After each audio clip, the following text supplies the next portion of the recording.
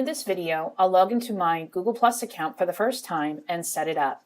If you're in a Google Apps for Education district, chances are that you have access to Google Plus and it is connected to your Google account. So here I am logged in as another person in Google Mail. So you can see my Gmail.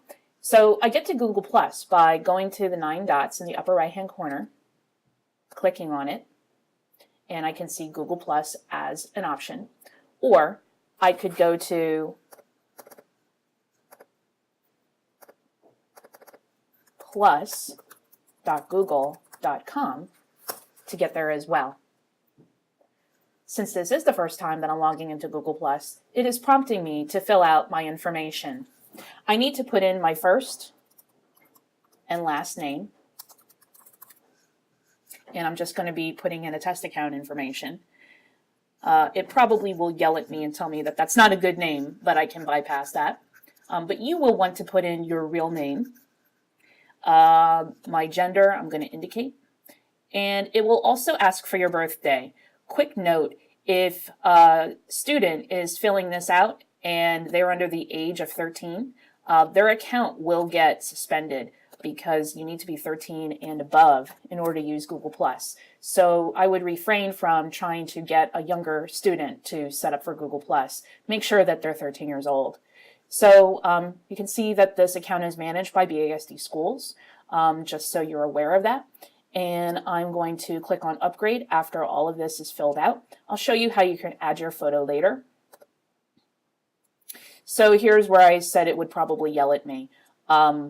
And if you use your real name, it probably isn't giving you this prompt, but I am using a test account, so I'm just going to proceed anyway.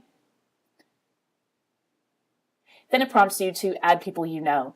I'm going to sort of forego all of this because we'll do that later in other videos. You can also follow your interests. So you can see there are Google Plus accounts for different aspects like art, sports, entertainment. You can follow those, but if you're using this for education, you'll probably stick to basically educational purposes. Okay, and it does tell me I'll be lonely, but we'll show you in other videos how to get more people, so just click on continue anyway. And then it gives you some third prompt, number 3, be awesome. Put in a face to your name. You could snap a photo or upload an image. You can feel free to do that right now if you're watching the video. I'll show you where you can do that once you're in another video.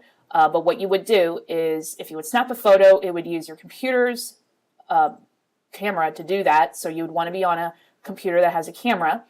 Or you can upload an image that you have on your computer somewhere. I encourage you to put your workplace. If you're using this for educational purposes, it will help people identify where you're from. If you're a teacher, I'm going to put in my job title. I could say where I've gone to school, where do I live. I'm going to leave that blank. And right now, I look like this to somebody without putting my photo in, so feel free to do that, but I'm just going to click on Finish. Then it gives me a little bit of a tour of Google+, and it shows the different areas that I went over in the last video. So you're more than welcome to go through that tour. You just want to click it, and it's insistent on giving me the tour. So I'm not going to do too much else except maybe show you where you would make your picture. You would go to your profile. So going to this menu on the left would take you there. It's giving me the name, cover photo. We could do the photo now. So if you didn't do your photo now, you can click on the little camera. And I'm going to upload a photo. So I wanted to show you where you could still upload. I have pictures of me. I know exactly where it's at. Okay, it's saying that it's small, but I'm cool with that. If it's really small, it may warn you it can't be used. I encourage you to use a picture where you can see your face. That way you're connecting with others. When somebody is talking to you, they can see what you look like. I'm going to click on Set Profile Photo. Okay, and then I'm actually just going to cancel it. So after I have set up my profile picture, I can set up a cover picture or cover photo. And this would be useful if you want to convey something about yourself, whether it be about math or what you teach or something you're interested in.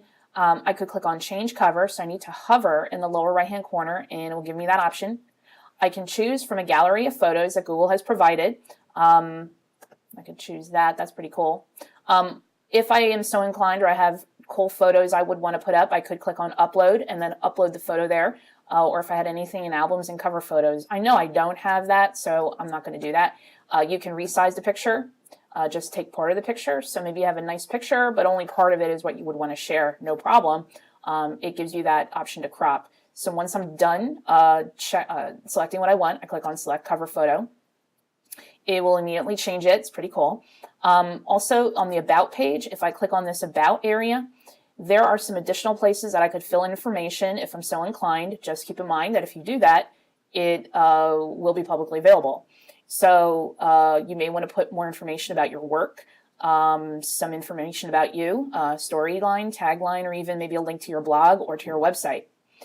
And if I want to take a look at what it looks like to other people other than me, I would go to where it says View Profile as Yourself and click on it and choose Public. Okay, and then it shows me that this is the information that's available. These are the posts that are available, which are none at this point. So I could click on About. And also, I want to convey how you would share your profile with somebody. Basically, the page that most people get to when they share their profile is when you're on this posts page, when you're logged in, this URL is your profile.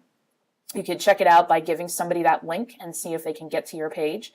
They would see your posts, which is probably important.